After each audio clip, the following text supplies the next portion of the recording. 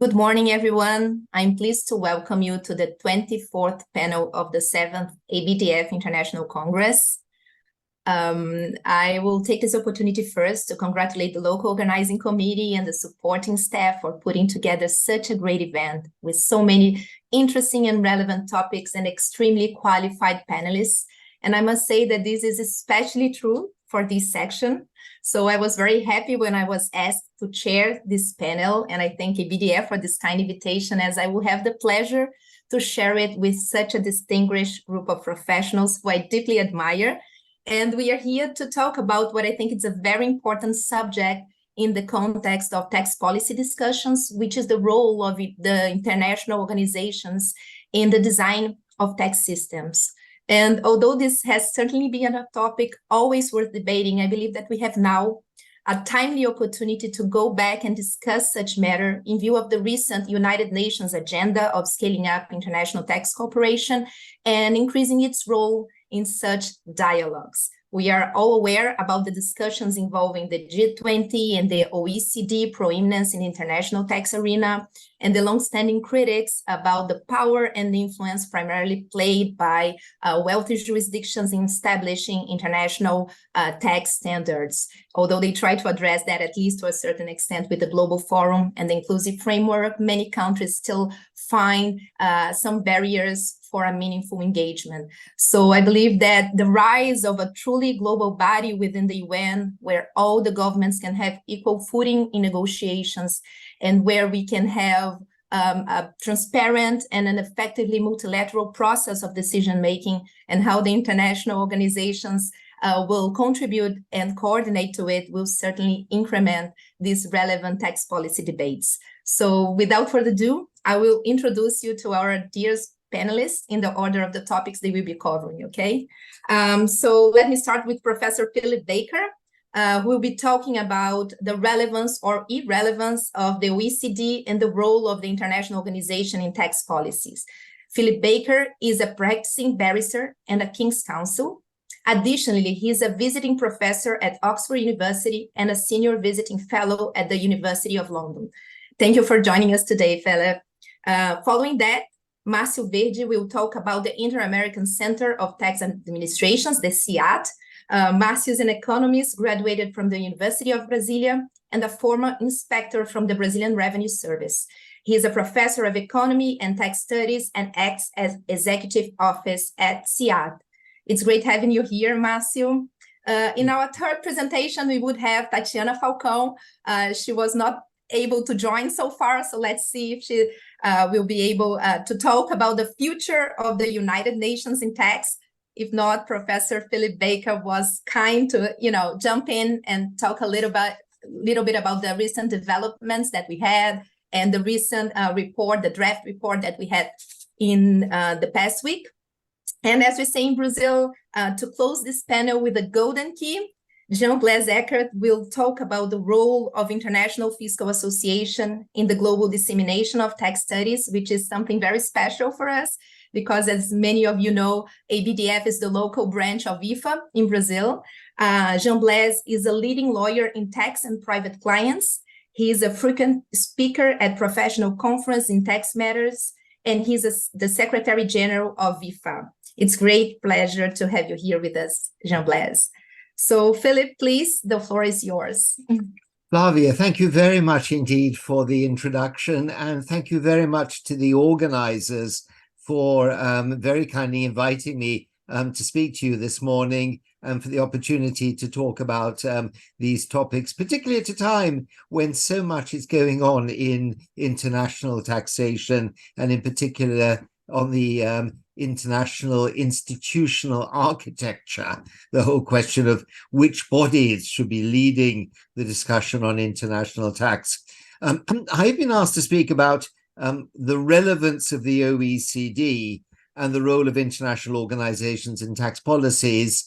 I'd suggested, perhaps slightly tongue-in-cheek, that really the topic should be the irrelevance of the OECD. I'll explain what I mean by that. I don't mean any disrespect to the OECD, but I think that the world has moved on from the world of the 1960s and the 1970s, when there's no doubt that the OECD was the leading body. And I think we need a new structure of international architecture for a new world. Just standing back for a moment, it's really rather surprising that in a world of international tax, we do not have a single leading body. We have the World Trade Organization, there's a World Customs Organization, World Health Organization, but taxation somehow is split between a number of different organizations. The OECD has historically, since the early 1960s, been perhaps the most active body, but we also have the United Nations, we have the IMF, we have the World Bank, we have a lot of work coming out from the European Union, and we have regional bodies, and we'll hear about CIAT in a moment. And also one might note that ATAF, the African Tax Federation, has been particularly active in recent years. Let me, though, focus at the beginning on the OECD itself. And one has to remember that the role of the OECD in tax policy is a historical accident. It was something that was never, ever really intended to be.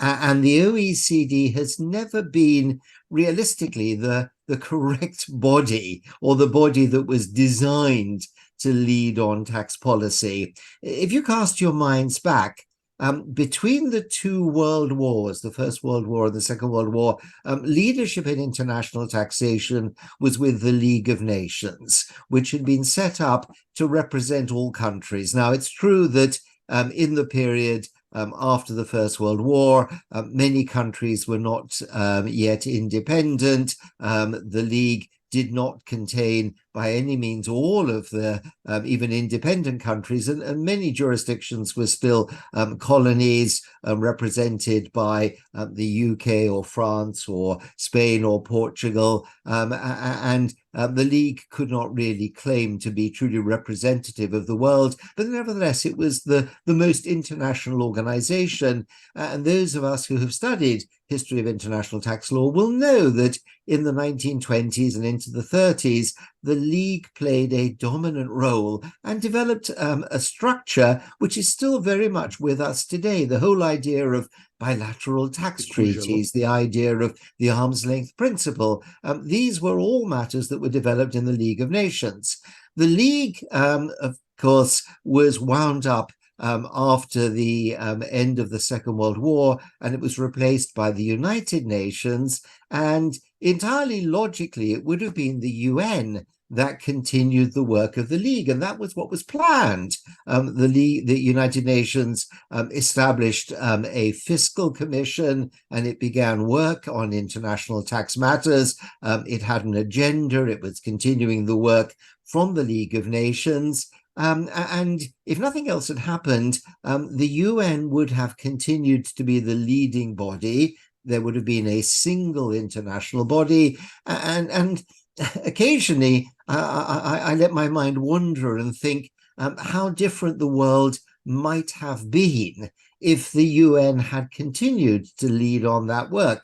But it didn't lead on that work. In 1954, the United Nations went through a little bit of a financial crisis, and for various reasons, they decided to abolish the Fiscal Commission. That was partly because at the time it was the Cold War between the East and the West. The work on tax matters was being bogged down with debates over capitalism and communism. The United Nations had got itself caught up in the war in Korea. Some countries, including the United Kingdom, were not very supportive of the work of the United Nations. And for various reasons, it closed down the Fiscal Commission. And so a gap developed where there was no leading body. And it was into that gap that the OECD, at the time it was the OEEC, the Organization for European Economic Cooperation, stepped. And that was because some of the former delegates from the UN Commission who were in Europe They knew about the OEEC, which was part of the Marshall Plan to rebuild Europe after the end of the Second World War. And they said, well, maybe we can interest this body in international taxation. So what became the OECD when the US, Canada joined the organization was never intended to have a leading role in international tax. It was never set up for that purpose. For example, it's essentially a consensus organization where everything can only proceed if there are no countries opposed to this. Now, consensus might seem a very good idea, but the other side to consensus is that it gives effectively a veto power to any member of the OECD that feels sufficiently strongly that it's going to block a development. And that's been one of the problems of the OECD, particularly in the last couple of years. It's hugely dependent upon getting agreement of all of the OECD member countries, and hugely dependent particularly on the financial contribution of the US. As a result, the OECD's work on tax is effectively tied to the US fiscal agenda. Look at what happened, for example, when they started looking at harmful tax competition in the late 1990s. There was a US election, a change of government in 2000, and one didn't know for a time whether the work at the OECD could continue until the new administration in the US came along and said, yes, it can go ahead, provided that it changes a direction in a way that we want to see it. And increasingly over the last couple of years, one has seen that the OECD has become dominated by the US political agenda. The developments on the two-pillar solution had to be put on hold because of the election 2 years ago. Now it's being dominated again by the US political agenda. Matters are being delayed until 2025 to see whether maybe there will be sufficient support in the US for Pillar 1. And really, you cannot have an international tax organization that is so tied to the policies of just one country, however economically significant that country may be. So increasingly, the OECD, which no doubt played a leading role in developing international principles in the 50s and late 50s and 60s and 70s, is becoming increasingly irrelevant. Let's just take a couple of examples, and then I'll sort of leave it for the OECD and pass on to others. The work on the attribution of profits to permanent establishments. This was a big project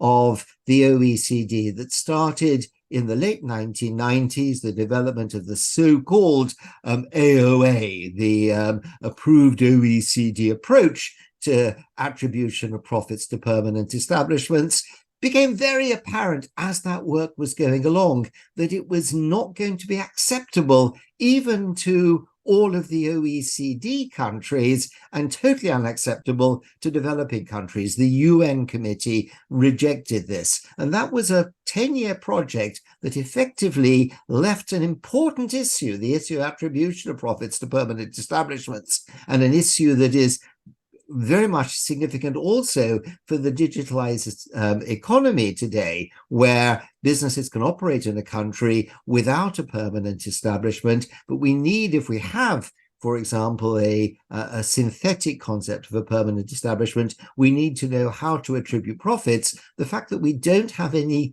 guidance that's accepted worldwide is the fault of the OECD project. And then if you come to the Pillar 1 and Pillar 2 projects, BEPS 2.0, Pillar 1, I think most people think Pillar 1 is going nowhere, because it has to be implemented by a multilateral convention, and there is clearly no support from the US for such a convention, and even delaying this until 2025, many people think that that's extremely unlikely that will go anywhere. And as to Pillar 2, the global minimum tax, increasingly figures are indicating that this has relatively little significance for many countries, including many developing countries, that the amount of additional tax collected will be relatively minimal, whilst on the other hand, the impact on things like the design of tax incentives and the complexity of the tax system will significantly be increased.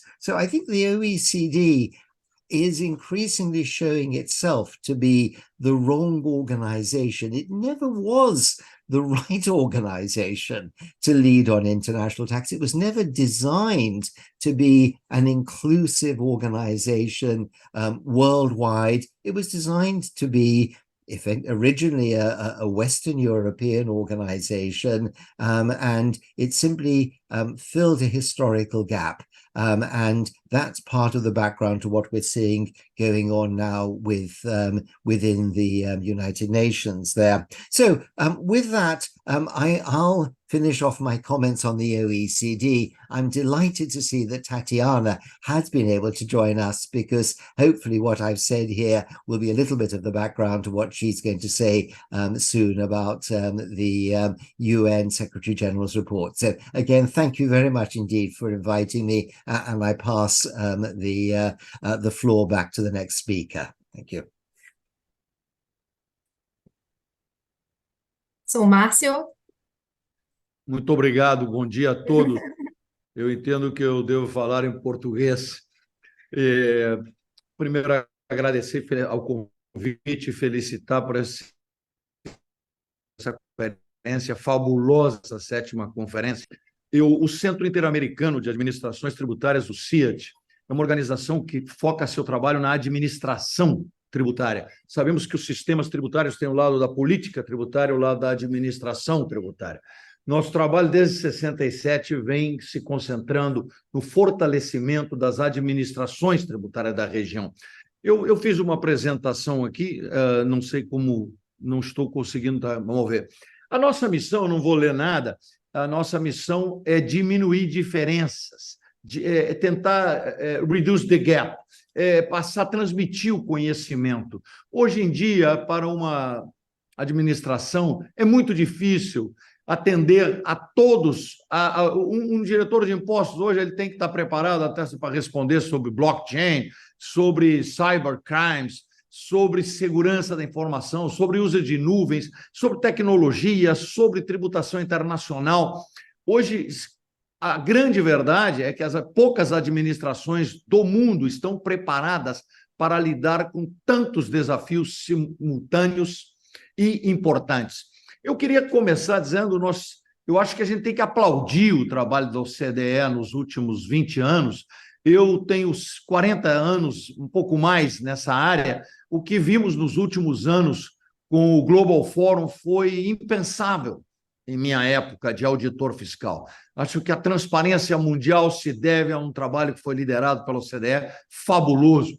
O programa BEPS, que nós fizemos a primeira reunião regional em 2013, acho que aglutinou todas as ações que vinham trabalhando e modernizou, fortaleceu a luta contra a evasão tributária internacional. Nós, do CIAT, nós estamos buscando sempre 42 países de 4 continentes.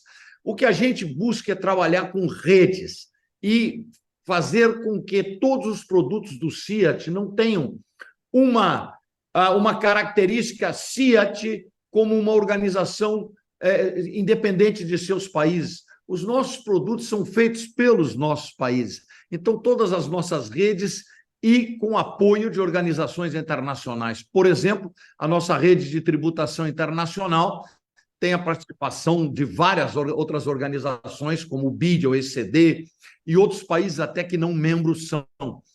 Então, nós temos uma rede de conexão, como dizia o professor Phil, hoje todos discutem política tributária.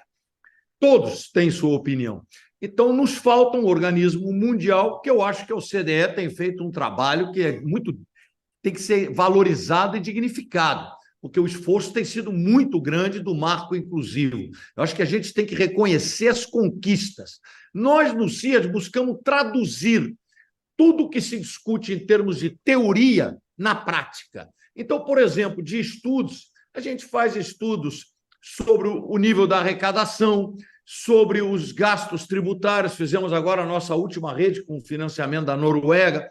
Por exemplo, esse é um estudo que só o CIAT faz, a pressão tributária equivalente, que considera outras contribuições compulsórias que não entram na medição de uma carga tributária. Então, como comparar o Chile e o Brasil, a pressão fiscal, se no Chile a previdência é privada? Você tem que incluir esse componente rosado aqui, que entra o Canal do Panamá, os recursos, a Itaipu, no Paraguai. Então, a gente faz estudos de pressão. Esse foi o primeiro estudo divulgado no mundo do impacto da Covid, foi o CIAT que lançou, e vamos acompanhando os gastos tributários. É uma honra para a gente ver que a nossa metodologia foi usada pela iniciativa Addis Ababa Tax Initiative como metodologia de medir os gastos tributários, que estão em 4,5% no conjunto dos países. Calculamos a evasão tributária, que a gente não chama de evasão, a gente chama de ineficiência X, porque a gente calcula das bases o que se recaudou, o que se deu de benefício, e o outro a gente chama de ineficiência, porque pode ser evasão, pode ser má gestão também. Você pode não estar cobrando o que deveria. Calculamos, contribuímos com o Banco Mundial, com o Fundo Monetário, com a iniciativa AISORA, que foi criada no CIA como chamado diagnóstico das administrações tributárias. Hoje tem 150 países que participam. Daí nós extraímos, por exemplo, um índice de inovação. E é muito interessante ver, porque os países do CIAT estão por cima da média dos 159 países, por abaixo da média da OCDE. Mas são os tipos de estudos que fazemos, como, por exemplo, acompanhar, é um trabalho heróico, todas as mudanças legislativas, sem julgá-las. Nós outros solo as identificamos. Trabalhamos muito os 15 regimes simplificados que existem na América Latina e acompanhamos todas as outras soluções, porque acreditamos que a equidade tributária necessita um tratamento especial aos que têm menos capacidade de recursos operativos para atender a todos os requisitos legais e obrigações acessórias. Então, por exemplo, a base de dados nossas de casos transnacionais, nós detectamos todos os esquemas que foram feitos. Isso não é um trabalho meu, nem da minha equipe, é um trabalho dos países do CIAT, nós só coordenamos. Então, claro que vem o principal esquema, é a manipulação das bases de dados de preço e transferência. E aí, vocês podem ver os regimes preferenciais, as conduit companies, os regimes de híbridos, e com isso a gente oferece uma base de dados com casos reais de planejamento tributários analisados pela Universidade de Maastricht, e daí saímos com o manual de controle do planejamento tributário, o capítulo introdutório do querido amigo, professor doutor Heleno Taveira Torres. E veja, esse é um manual que o CIAT coloca público, qualquer estudante brasileiro e do mundo pode fazer o download, está em espanhol, está em inglês, são mais de 40 capítulos independentes, só esse manual de luta contra o planejamento tributário. Temos trabalhos anti-abuso, não tenho tempo de me estender, e fizemos com o financiamento da Fundação Bill e Melinda Gates Foundation um flagship on the use of IT, onde retratamos toda a evolução da tecnologia da informação e os desafios atuais. E agora, mais recentemente, criamos um centro de analítica avançada, que o nosso primeiro produto, que já está, inclusive a semana passada estava em teste na Cefaz do Rio Grande do Sul, é um detector de anomalias nas faturas eletrônicas. Foi construído numa colaboração com a Microsoft, usando somente produtos livres. Para os senhores terem uma ideia, o primeiro teste real, na Costa Rica, nós processamos 18 meses de notas fiscais. Em espanhol, falamos fatura eletrônica, electronic invoice. E foram 1,4 bilhões de faturas, uma por uma, lidas em 7 horas, que detectamos 300 anomalias. Havia caso de uma pessoa que, em um hotel, tinha 10 milhões de dólares de vendas de faturas falsas. Claro que não só nós detectamos esse vendedor de fatura falsa, mas os compradores das faturas falsas. Outro sistema que a gente fez recentemente é a DEC, porque nós estamos todos discutindo o Pilar 1, fundamental, muito importante como o Pilar 2, mas o Pilar 1 vai para tributar a renda. das operações realizadas sem a presença do estabelecimento permanente. Mas nós podemos e devíamos estar cobrando já os impostos ao consumo sobre as operações oferecidas ou serviços sem o estabelecimento permanente. Esse sistema nosso, que já está em uso na Bolívia, Dominicana, Guatemala, Honduras, Panamá, Nigéria, ele permite facilitar a tributação dos serviços como Netflix, Airbnb, Spotify, etc. Então, e outra área que nós trabalhamos muito, além dos estudos e soluções, é o programa de formação. Então, nós temos dificuldade, todos os diretores, quando eu conheço e assumem, primeiro, uma das primeiras medidas, eu vou criar um centro de formação. São difíceis os casos de implementar, é muito caro, muito custoso. Nós não somos uma escola, mas começamos pouquinho a pouquinho, já treinamos 13 mil alunos, esse número só inclui os dos servidores dos fiscos. E veja os nossos cursos, você não encontra no MR.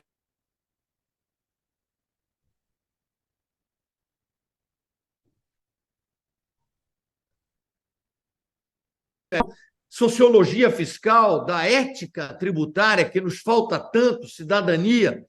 Sobre isso, eu queria, já concluindo, apresentar o nosso material do Comitê de Ética, que agora lançamos o novo manual CIAT sobre ética nas administrações tributárias, que tem um Toolkit on Ethics, que um dos documentos fundamentais é um Self-Assessment on Ethics.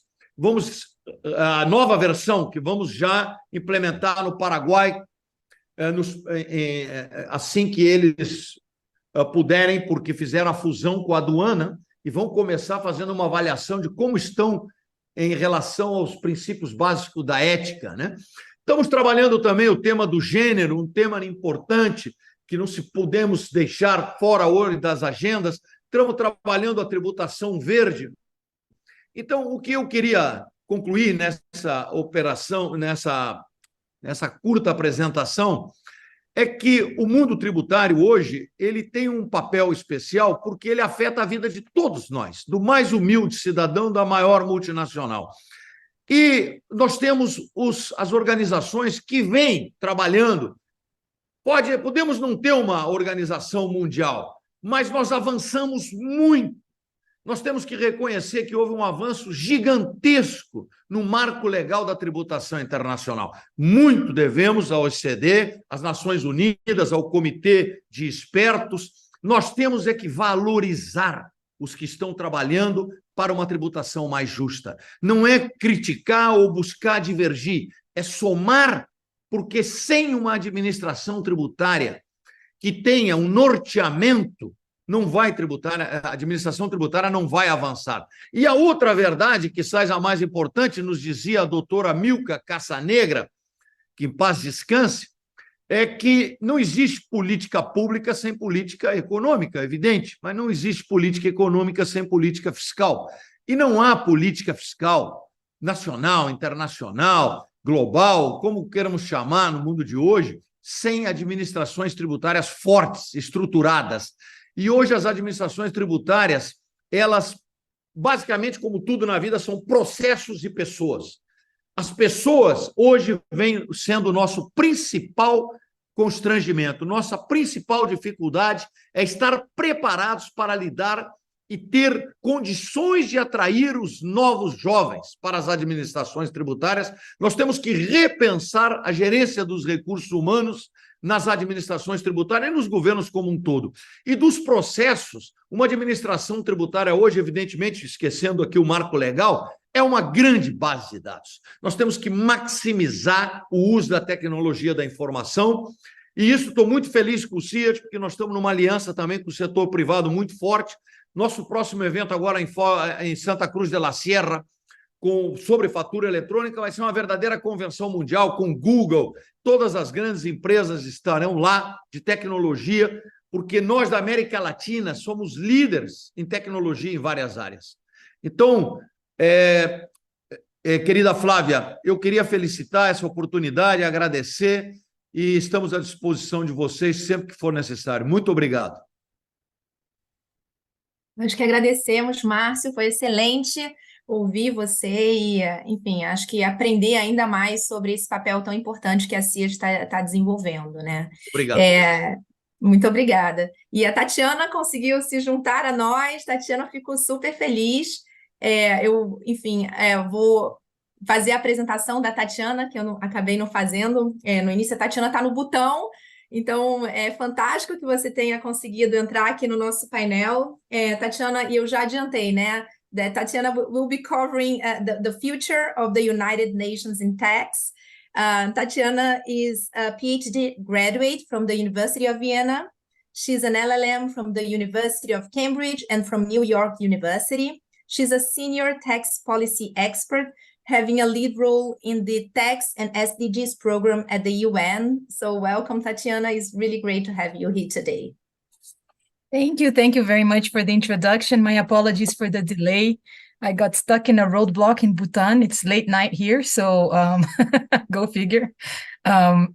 Everything had been planned to arrive in time, but unfortunately the authorities didn't want it to happen. But great to be here and great to see so many colleagues online.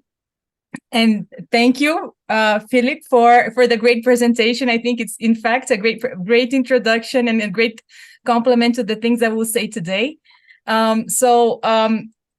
Without much ado, because I know we don't have a lot of time, let me just get rid of a little window. Yes. So I'm here to talk today about basically about the UN Secretary General report that has been released recently, and our ideas over what should proceed from this step. So how we see this developing going forward. And in order to introduce that topic, I'd like to provide a few words about the history of actually the Secretary General's report. So how did we get here? So basically, the G77 in China and its members have been calling for UN intergovernmental tax body for over 2 decades. We have several calls from, particularly from the Africa group, starting in 2019, to put forward a UN tax convention at the level of the United Nations. This call has been interrupted on account of the COVID crisis, but has never actually been dropped.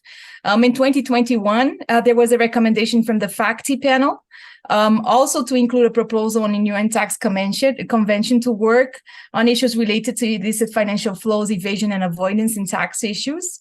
Again, in 2022, the African Ministers of Finance reiterated the call of their in their 54th session in Dakar, so the call that was granted in 2019. We then have in 2022, again, G77 in China tabling a resolution on illicit financial flows at the UN General Assembly, where again, they call for an intergovernmental tax body at the UN.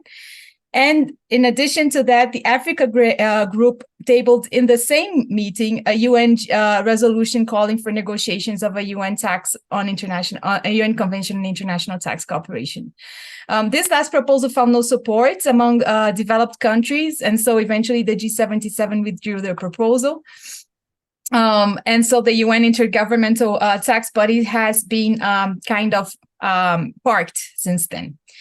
So how did that proceed since then?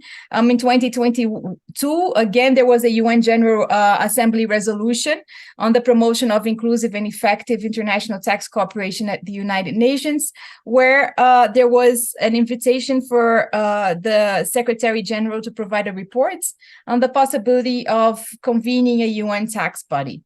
And in 2023, as we know, there was the release of the Secretary General's report. We still have the unedited version. It's not the final version, but it's an informal version that will basically reconcile all the options that are going to come in the final reports.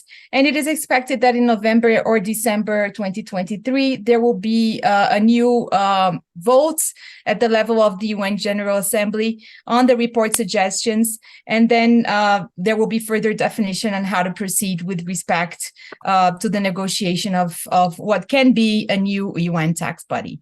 And why do I say, before I go, I'm not going to go through this slide. This is basically the decision where it's provided that there should be a UN Secretary General body. But why am I saying that there can be a UN tax body? The reason for that is that report actually brings about 3 options. And in fact, only one out of the three options actually considers the introduction of a UN tax body. The first option proposes a UN multilateral convention on tax. By its own description, that would be a binding legal agreement that establishes enforceable obligations regarding international tax cooperation. So it looks like a one-off agreement, kind of a multilateral agreement in the sense of what has been proposed also under the two-pillar solution.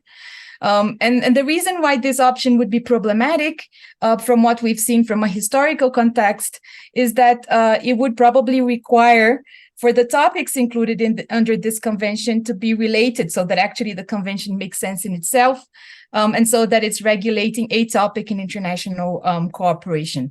That is the impression that is taken from the reading of the document. And in my view, actually, if this option is the option that countries ultimately decide to exercise, it would actually be a step back from where we are with discussions and with the political push now.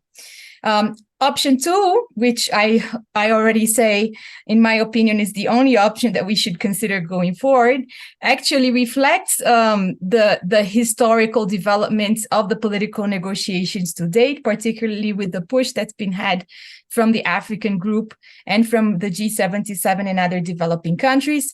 And it proposes a UN Framework Convention on International Tax Cooperation.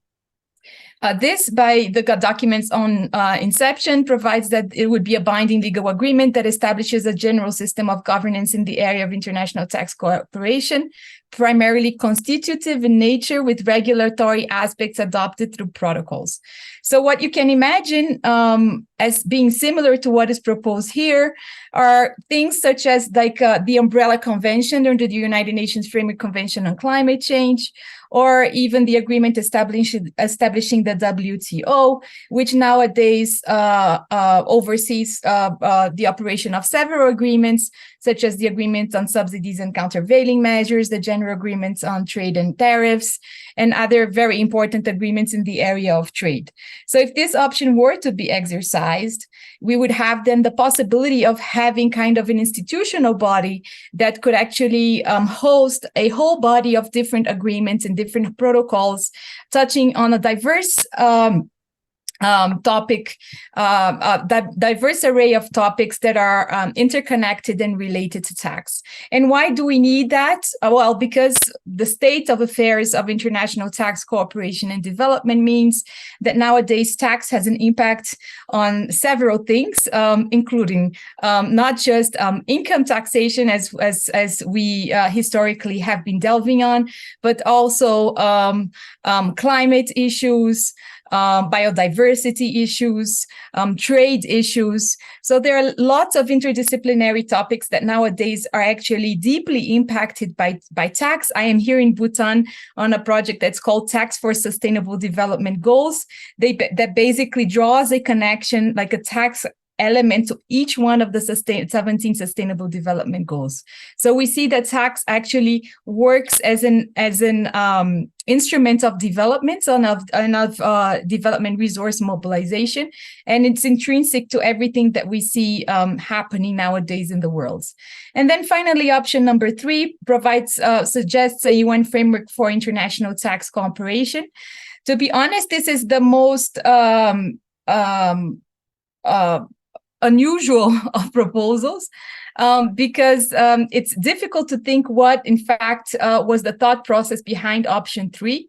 The description is a non-binding agenda for coordinated actions at the international, national, regional, and bilateral level on improving tax norms and capacity. So just the fact that the provisions, the mandate of this type of framework would be a non-binding agenda in itself, for me, tells that it's not what the countries had been thought of during the political negotiations. And the only thing that occurs to me as similar could be an enhanced tax committee with perhaps intergovernmental status. It would be, again, a disappointment if this option were to be adopted, but it is one of the options that is contended for the appreciation of member states. And so we will only know the results in December. So going one step ahead, I have said that in my opinion, option 2 would be the only one that could be aligned with the historical request from developing countries. One issue that has been put forward in many of the discussions that I've been participating on the role of one such body and now as I speak about the UN Tax Convention, I would be considering the option that is described under option number 2, would be the subject of conflict between a proposed UN Tax Convention and the existing OECD body. Now, in my view, there is no such conflict.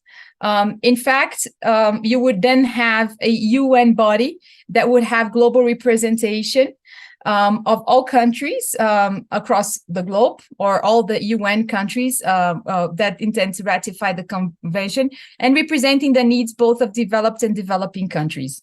And that is a very important point, because a UN tax body would not be in itself a body that would foster only the needs of developing countries. It would be a body that would be aimed at reconciling the interests of both developed and developing countries. That would be in contrast with the OECD, which it is an organization that we know, and as well said by Marcio and well put forward by the other colleagues. It is an institution that has done substantive work in international tax, but it is in fact an international organization of only regional representation of select states. In fact, in the constitutive acts of the OECD, and in particular more recently in the Noburu report, it is said openly that the OECD is an institution that aims to only represent like-minded significant players that could work to the mutual benefit of the institution. And that require open consideration. So these would be the criteria to become an OECD member, meaning it's not an organization that is open for anyone who wants to join. It's an organization that is interested in only accepting members that work towards a common goal, which is the goal of those 36 member states. The inclusive framework, which has a bigger representation than the OECD, is still not representative of bodies of all the member states globally. It is a sui generis cooperative arrangement to implement tax policy and not to discuss new issues in tax policy. And it actually has no governing body or articles of association that could be spoken of. And therefore, it's very difficult to derive how inclusive this institution would be were developing countries to propose the negotiation of policy aspects and not just the implementation of policy aspects under the umbrella of the inclusive framework. Regional representation is still required.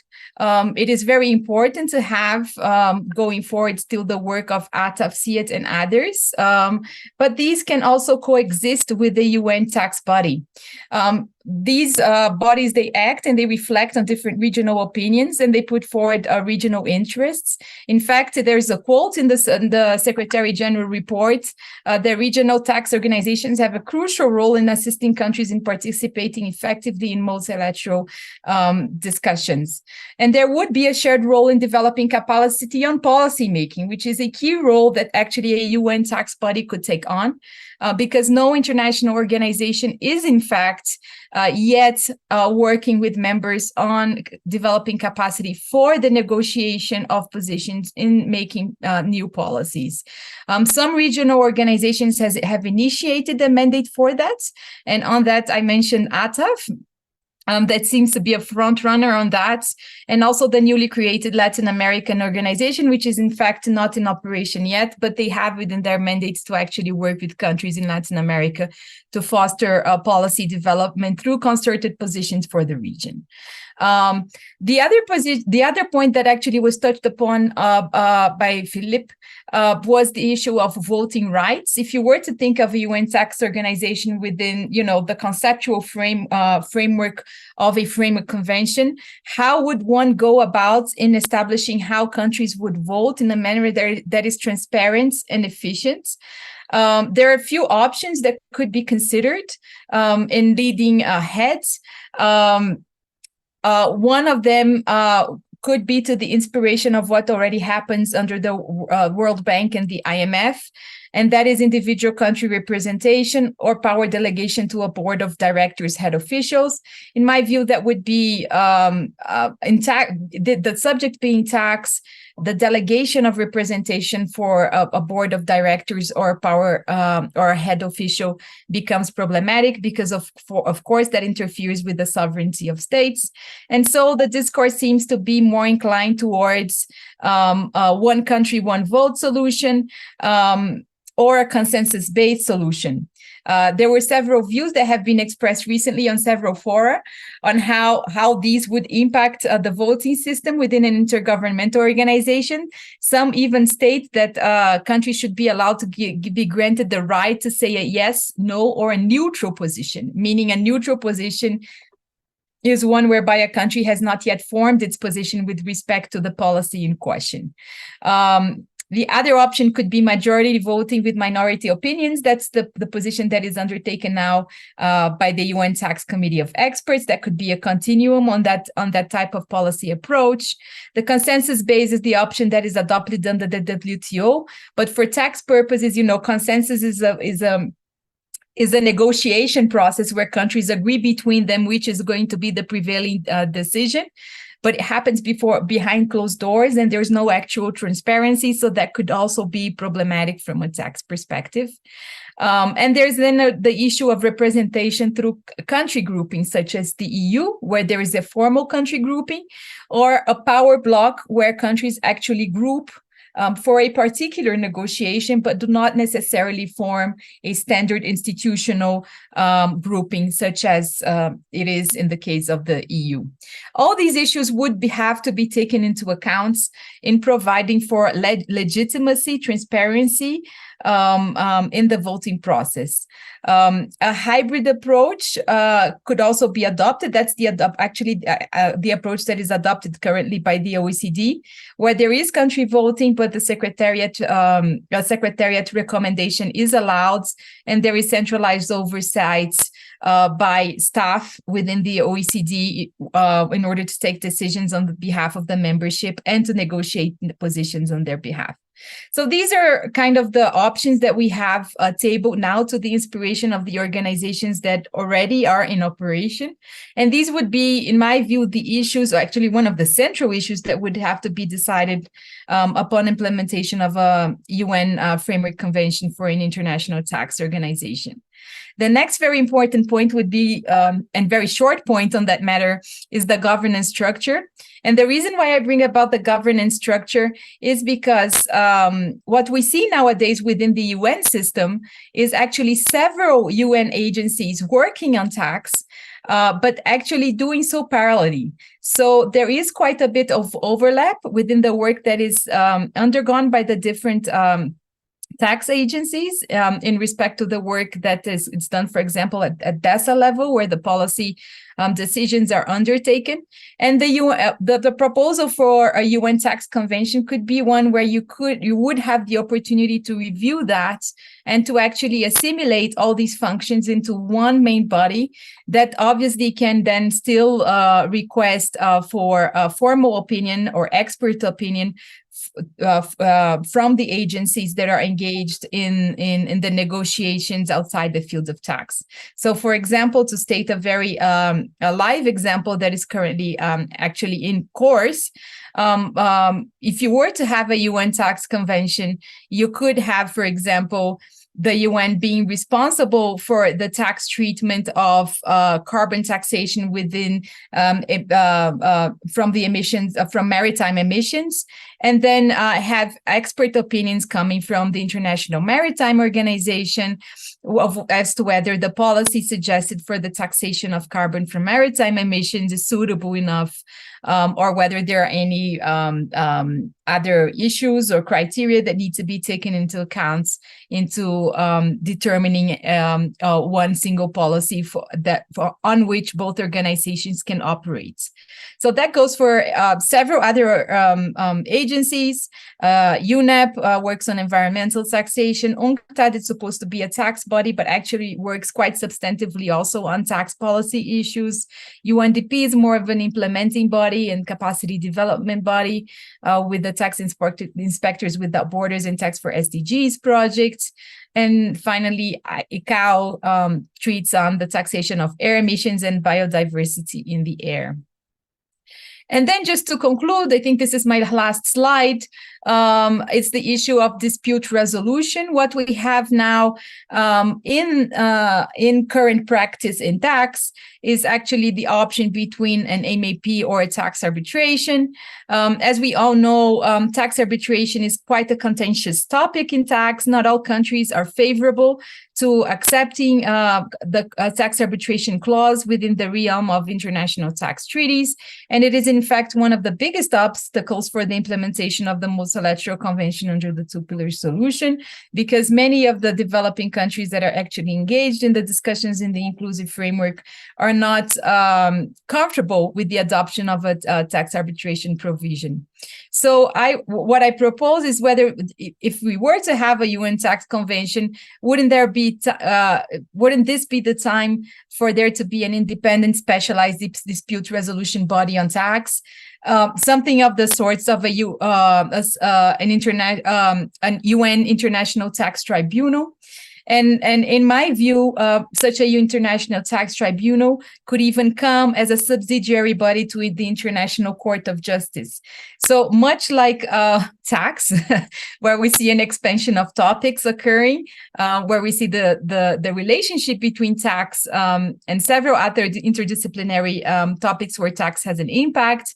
What we see now happening with the International Court of Justice, which is an UN institution, is also the expansion of issues to which it is made to observe, not just about international law, as was traditionally the case, but also, of course, criminal law, where you have the specialized tribunal, and now much more recently, environmental law issues that are being brought before the International Court of Justice in order to mandate countries to actually observe their environmental obligations, including mitigation actions, and including which then, of course, considers issues pertaining to tax. So I think these were the points I wanted to bring to you today. I am very happy to be here. Thank you very much for the invitation, and I'm happy to answer any questions. Thank you. Thank you so much, Tatiana. It was great hearing you. I'll just get the word now to Jean-Blaise. Thank you, Flavia.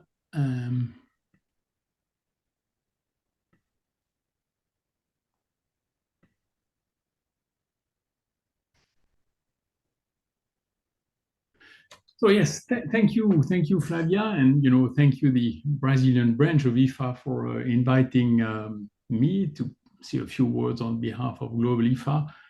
Of course, we are very glad to be back in Rio, 6 years after this amazing Congress that you organized for us, and that could be my entire presentation after all, remembering the nice memories of Rio in 2017.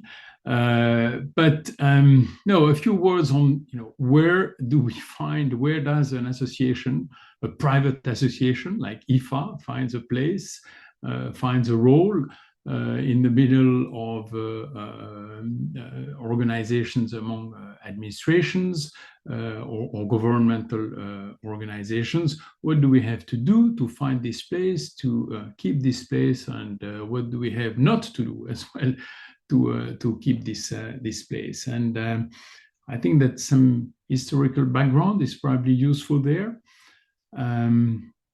of course, in an international context, taxation requires not only the exchange of information between tax administrations, but also this general, common, genuine understanding and approach of tax issues, probably a bit more in a reactive way than in a proactive way with what has been presented so far during this topic.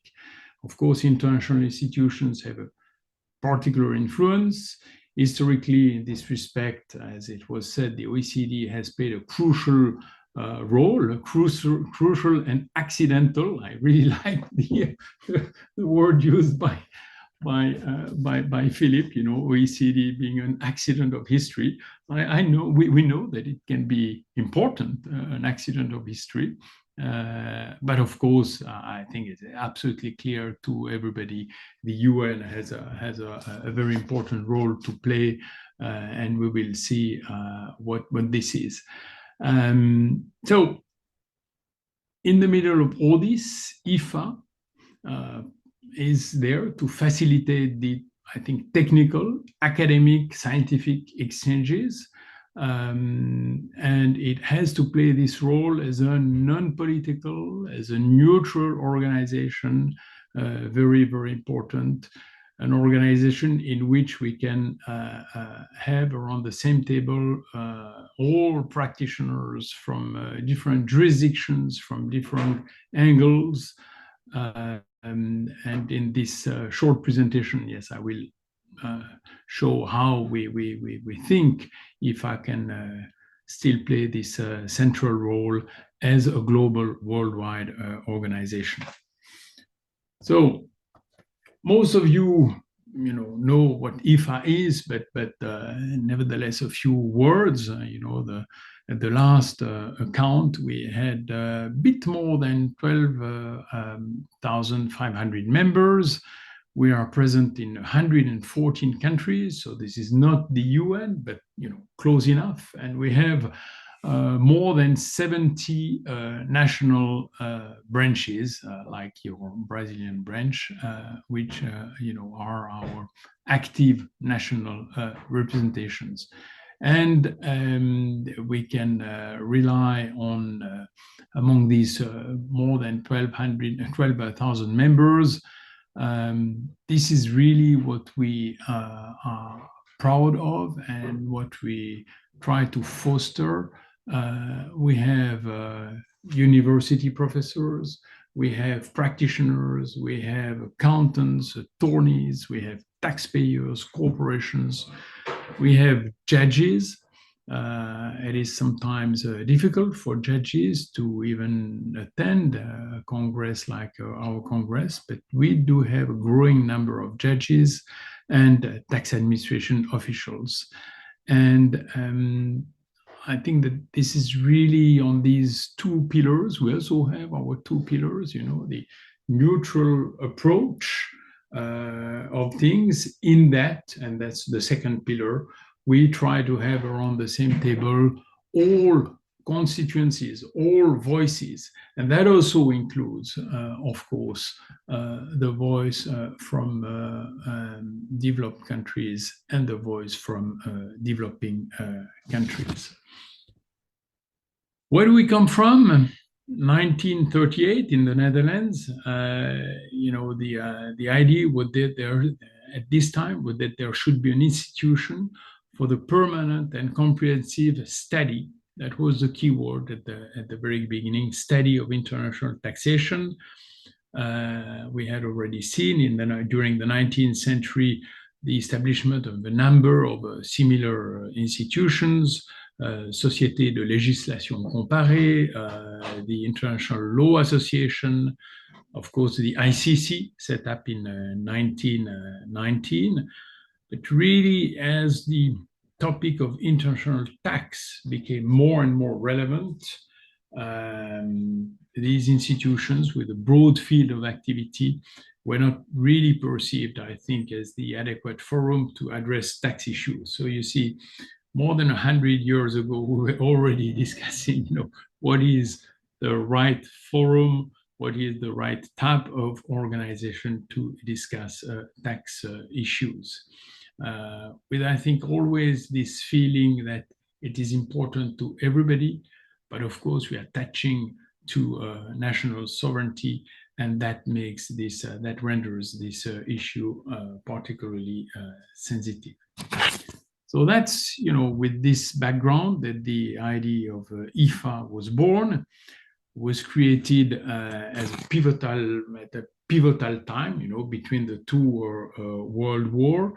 Until then, I think taxation was only perceived as a domestic issue, but clearly with the First World War, the consequences of the Versailles Treaty, of the Paris Conference in 1919, it was absolutely clear that double taxation, international double taxation, was a topic to be addressed.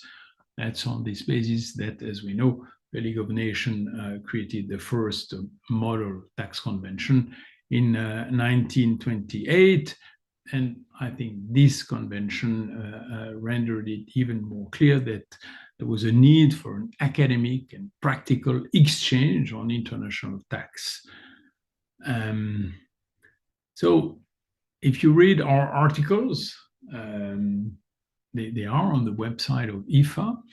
It's really what we want to do. We want to act, and I think IFA has always acted as a neutral, independent association.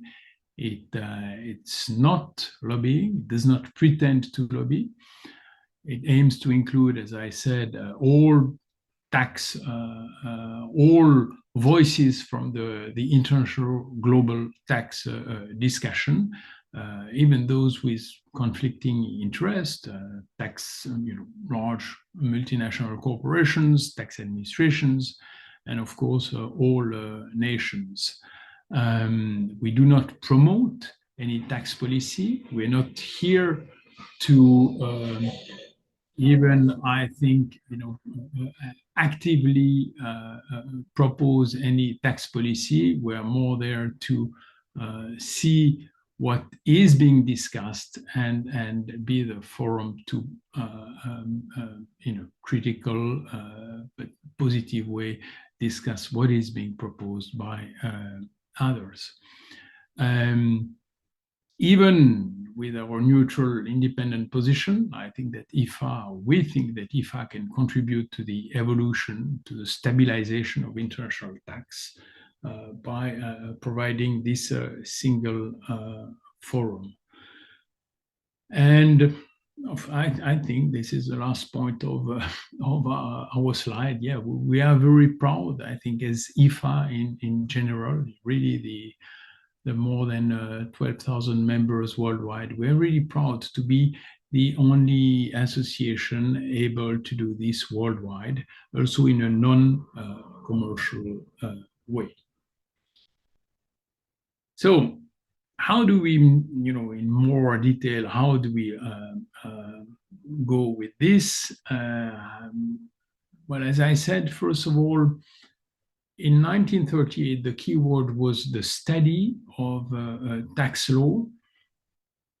And I feel that probably, and it has to be like this over the past 10, 15 years, we are going from studying to contributing.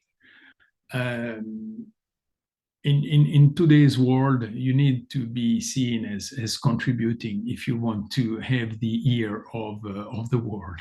And that's of course the entire challenge, to contribute but to remain neutral.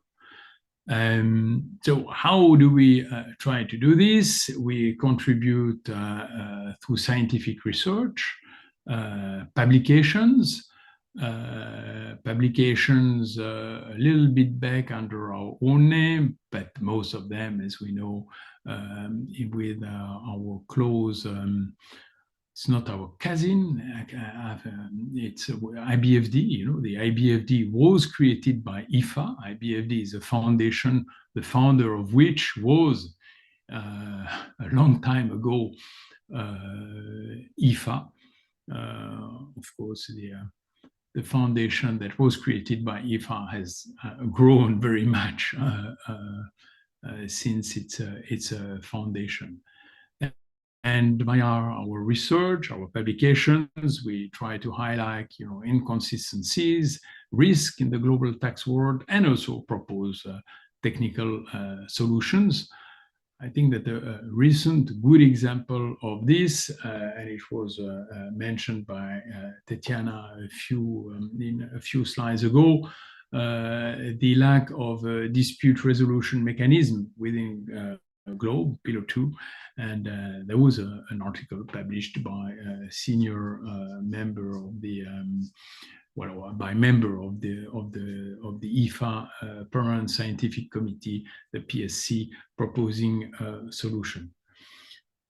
We also organize events, as you know, again, reference, to the amazing Congress that we had in Rio in 2017, seminars, congresses.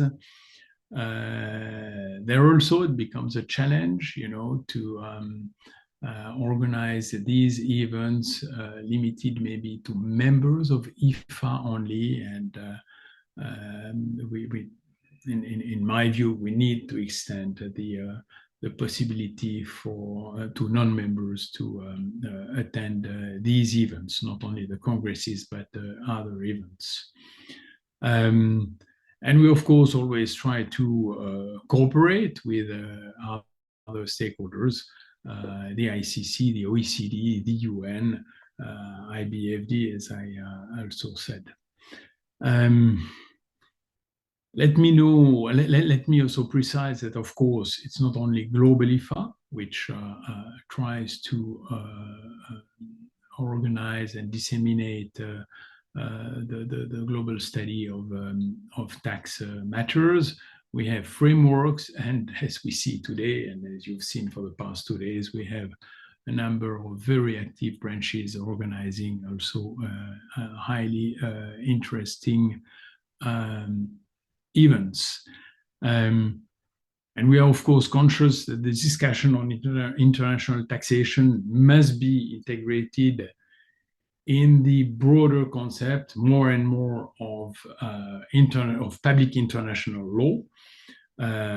It is shown by some of the projects we are working on.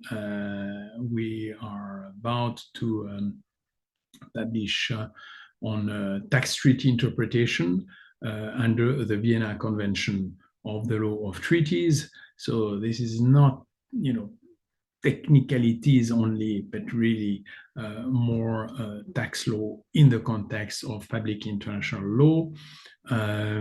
We choose for our annual congresses elements which are important. I should mention good faith that we will discuss in Cancun. Human rights were discussed during a congress a few years ago, and Philip knows it's an ongoing topic. We will certainly again discuss this in future congresses. We will discuss Nexus in Cape Town.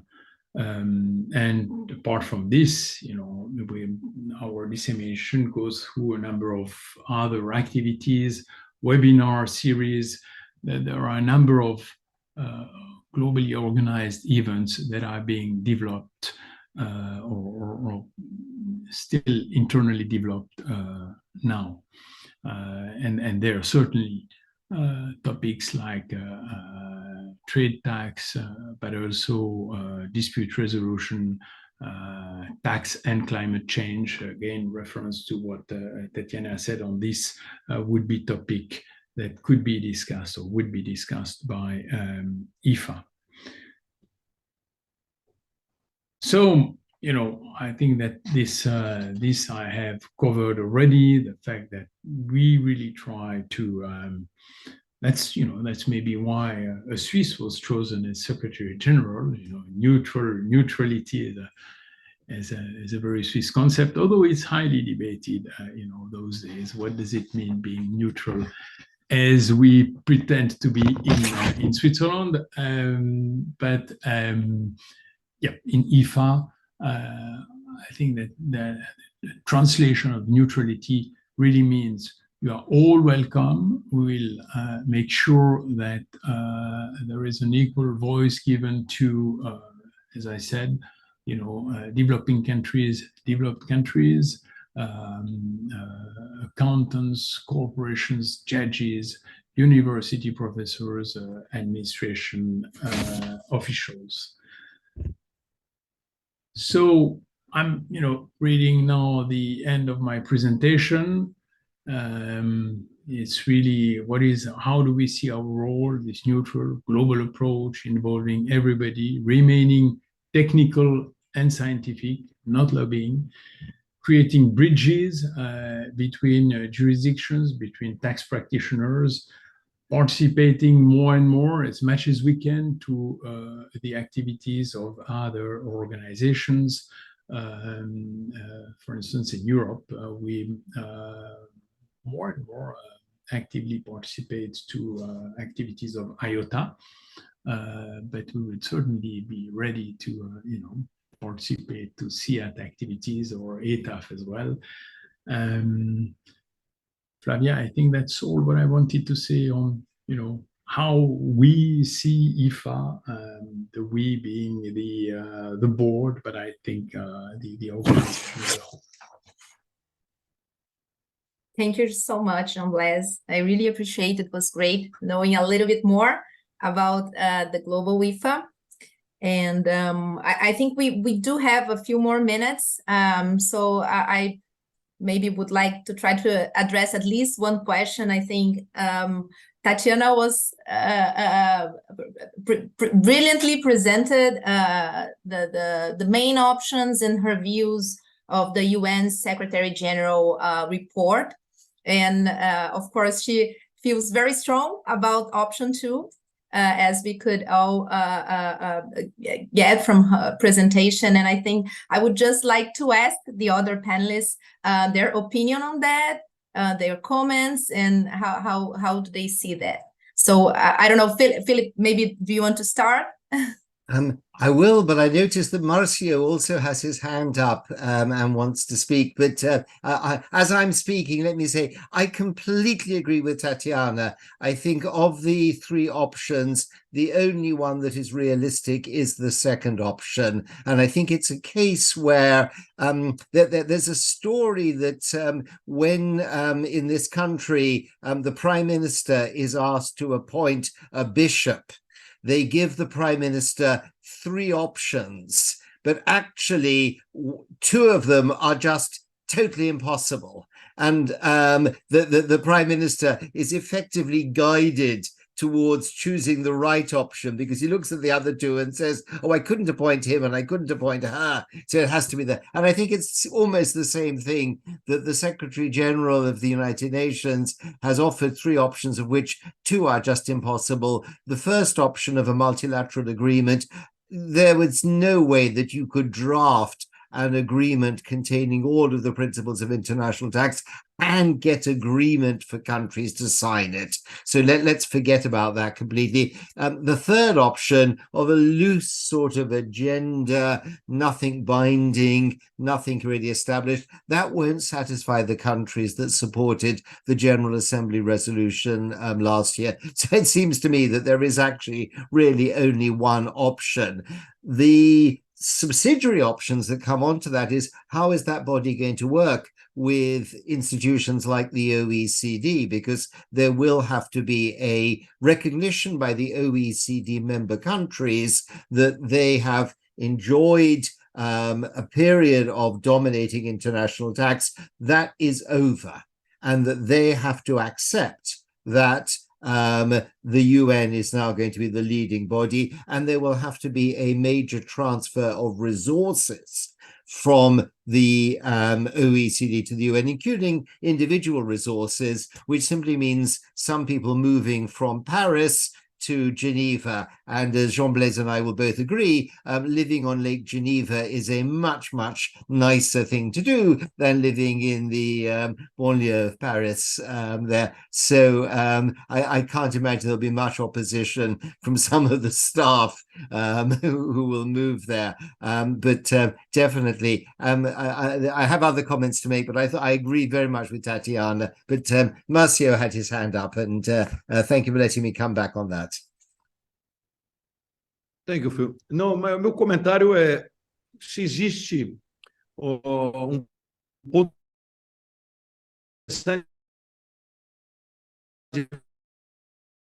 tributárias das organizações relacionadas mais à administração tributária, impulsadas pelo CIAT, foi criado em 87 na Assembleia Geral do CIAT, em 2017, perdão, na Assembleia Geral do CIAT do Canadá, a NTO, a Net of Tax Organizations. Hoje, a NTO congrega todas as organizações regionais, desde os países islâmicos, a ilhas do Pacífico, a Commonwealth Association, a TAF, WEITAF, CATA, COTA, Caribbean, e agora, na reunião passada, entrou o CIAT, o Study Group on Tax Issues da Ásia. Então, isso é um lado muito positivo, porque todas as administrações, podemos dizer quase que do mundo, só nos faltaria a China, porque Britacom não é membro ainda do NTO, mas acredito que no fundo avance. Essa união das organizações de administração tributária está atuando de forma muito integrada. Vamos para a segunda conferência mundial agora na cidade de Cape Town, em poucos dias presencialmente e também pela internet. Quem quiser assistir está aberto, tem 1000 vagas pela internet. Vai haver uma discussão mundial sobre o uso da tecnologia da informação. O que eu insisto é que o tema da política, nunca vamos ter consenso em política tributária, nem a nível nacional, nem internacional. Os fóruns são complexos, são difíceis, requer presença, seja a âmbito das Nações Unidas, que seria fabuloso que pudéssemos ter um órgão central que consolidasse todas as discussões. Agora, consenso é sempre uma matéria muito difícil. Quando tentamos baixar na discussão técnica, os problemas são muito complexos para buscar uma solução que todos possam estar se sentindo ganhadores. Eu acho que a gente tem que ter sempre uma solução que diminua, por exemplo, a nível mundial, o Tax Transaction Cost, facilite a administração, buscar métodos mais simplificados, facilite o pagamento dos impostos, soluções globais. Agora, soluções de unanimidade não vão existir. E eu queria terminar reconhecendo o trabalho fabuloso que eu acho que foi feito e está sendo feito no framework, inclusive framework, no marco inclusivo da OCDE. Eu acho que eu acompanhei, as primeiras reuniões com a OCDE foram nos anos 90. Acho que a gente nunca viveu um momento de tanta integração, tanta discussão. Agora, unanimidade é difícil. Eu acho que a gente tem que aproveitar todas as conquistas e esse desejo mundial e avançar, como, por exemplo, num tribunal internacional. É muito difícil para um país pequeno, subdesenvolvido, aceitar binding arbitration, quando ele não sabe aonde vai ser julgado, quem vão ser os árbitros, não se sente preparado nem para ler os documentos e não está confiado. Então, um organismo internacional, que fosse um tribunal internacional tributário, seria muito bom. E eu acho que o fortalecimento das Nações Unidas no campo da tributação é desejado por todos. Concluo dizendo, aqui nós não estamos discutindo quem é bom, quem é mau. Todos nós somos os bons. O mal é o evasor e o que está fazendo o crime de planejamento tributário. Nós temos que buscar a união e buscar soluções que sejam possíveis de melhorar o ambiente tributário mundial e interno. Porque o maior problema nosso, mais do que da tributação internacional ainda, eu afirmo, é a grande evasão que nós temos na nossa cara interna no nosso país, de mais de 40% de renda em todos os países da América Latina, da África. Então, isso é o que nos está... Ou qualquer redução de 50% nas taxas de evasão de IVA e renda, hoje, resolveriam todos os problemas fiscais dos nossos países. Muito obrigado, estou encantado de ter participado desse painel. Muito agradecido. A gente que agradece a sua participação. Meu Jean travou Blaise, aqui, não sei se... conseguimos ouvir. No início teve uma Olá, pequena Flávia. trava, mas que não prejudicou. Consegue me ouvir? Eu tinha sumido, agora estou Ok. conseguindo. Perfeito. Bom, Márcio estava agradecendo pela sua participação. Eu vou passar a palavra para o Jean Blaise. Yes, no, well, to comment as well. Very, very quickly, I obviously also completely agree with Tatiana on the fact that option 2 is currently the only one. You need to be ambitious in these discussions. Option 3, which is basically holding the pen of the agenda, even though it is important. We know, we all know the importance of making the agenda, but it's clearly there is a much more expectation from a number of countries, in the developing countries. So option 2, yes.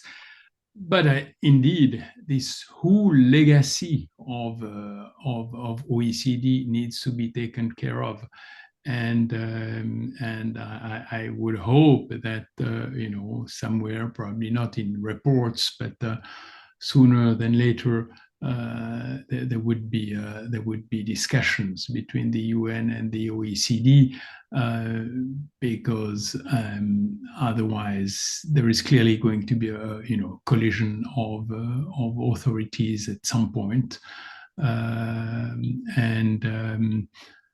we know that a number of countries really don't want this. I mean, they would agree with an international framework, but they need to have one and not two. So all this legacy, and I'm of course thinking of all the treaties there, is also something that needs to be taken care of, and maybe moved, yes, on the shore of Lake Geneva. Why not? And this is a personal view, of course, not on behalf of IFA. Thank you, Jean-Blaise. May I add a little point to that? And that is, there is actually a real danger here. And the danger is that the countries that have, the OECD countries that have been used to dominating international tax since the early 1960s are very unwilling to yield up their power. And they try, as they have been doing over the last couple of years, to prevent the development of a true international organization through the UN. Tatiana identified the various attempts going back almost 20 years to establish an organization through the UN, and how the OECD countries have blocked that, even to the point at which at the General Assembly last year, the US on behalf of the OECD countries, put forward an amendment to the resolution to try to remove some of the effect of the resolution in terms of creating a forum for intergovernmental discussion at the UN. That was defeated. And I hope that the OECD countries have learned their lesson from that they are a minority of countries, economically powerful, but not a majority of countries in terms of numbers, and they have to recognize that they are outvoted, because the danger is that if they try to prevent the UN from being an effective body, and the OECD has, I would argue, ceased to be an effective body providing leadership, we end up with a black hole. We end up with nothing.